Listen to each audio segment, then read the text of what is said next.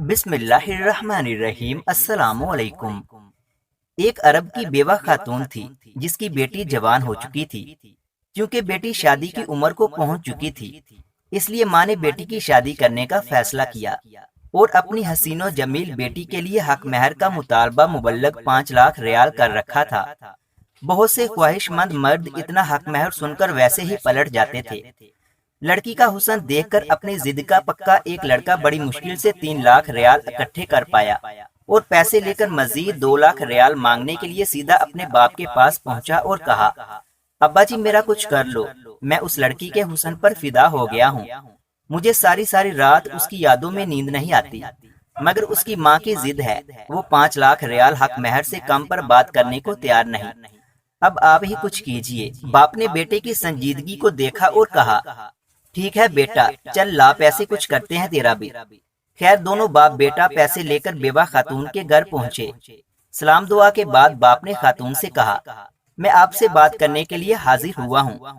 मेरी आपसे एक गुजारिश है कि जब तक मैं अपनी बात मुकम्मल न कर लूँ, आप मेरी बात नहीं काटेंगी। बेवा खातून ने कहा, जी फरमाइए क्या बात है।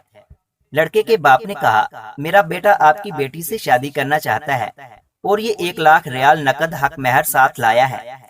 खातून ने गड़बड़ाते हुए कहा, मगर मुझे अपनी बेटी के हक महर में 5 लाख रियाल से एक भी कम कबूल नहीं है। लड़के के बाप ने कहा, मोहतरमा आपसे गुजारिश की थी कि आप मेरी बात पूरी होने से पहले नहीं काटेंगी। बेवा खातून ने माजरत करते हुए कहा, जी अपनी बात पूरी कीजिए। लड़के के बाप ने कहा, आप बजाते खुद एक इंतहाई खूबसूरत और जवान औरत हैं। मैं आपको भी 1 लाख रियाल हक महर अदा करना चाहता हूँ। आप मेरे हक शरी में आ जाइए।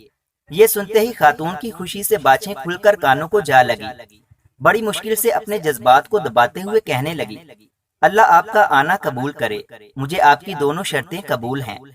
बाप और बेटा खुशी खुशी बाहर निकले तो हमसायों ने पूछा, ऐसा कैसे हो गया, ये तो नामुमकिन नजर आता था। लड़के के बाप ने कहा, माल थोक में खरीदते हुए और परचून में खरीदते हुए आखिर रेट में कुछ तो फर्क पड़ता है ना। लड़के ने हल्का सा गला साफ करते हुए बाप से कहा, अब्बा जी वो 1 लाख रियाल जो बच गए हैं, फिर वो तो मुझे वापस कर दें। बाप ने कहा, ना पुत्र, अभी एक बड़ा और अहम मरहला तो बाकी पड़ा हुआ है। ये 1 लाख रियाल जाकर तेरी माँ को देना पड़ेगा ताकि वो भी तो राजी हो। मजीद इस तरह की अच्छी अच्छी कहानियाँ सुनने के लिए हमारे YouTube चैनल इल्मी रूम को सब्सक्राइब लाजमी करें। मिलते हैं अगली वीडियो में।